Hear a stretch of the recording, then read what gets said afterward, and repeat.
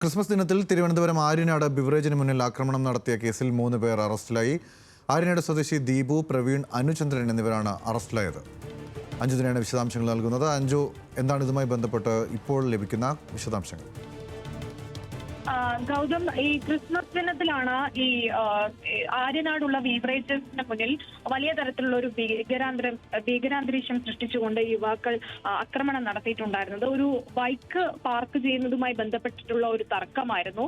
അതിനെ തുടർന്നാണ് കുളപ്പട സ്വദേശിയായിട്ടുള്ള യുവാവിനെ ഈ 3 പേർ ചേർന്ന് മാരകമായിട്ട് മർദ്ദിക്കുന്ന ദൃശ്യങ്ങൾ പുറത്തു വന്നിട്ടുണ്ടായത്. ഈ മർദ്ദിക്കുന്ന ദൃശ്യങ്ങൾ സ്ഥലത്തുണ്ടായിരുന്ന ഒരാൾ പകർത്തിയ വീഡിയോ ഈ സമൂഹ മാധ്യമത്തിലൂടെ പ്രചരിച്ചതിന് പിന്നാലെയാണ് സംഭവം പുറത്തേക്ക് അറിയുന്നത്. തൊട്ടു പിന്നാലെ ആര്യനാട് പോലീസ് കേസെടുക്കുകയായിരുന്നു. ആ സംഭവത്തിന്റെ ഭാഗമായി ഇപ്പോൾ 3 പേരാണ് ആര്യനാട് പോലീസിന്റെ പിടിയിലായിരിക്കുന്നത്.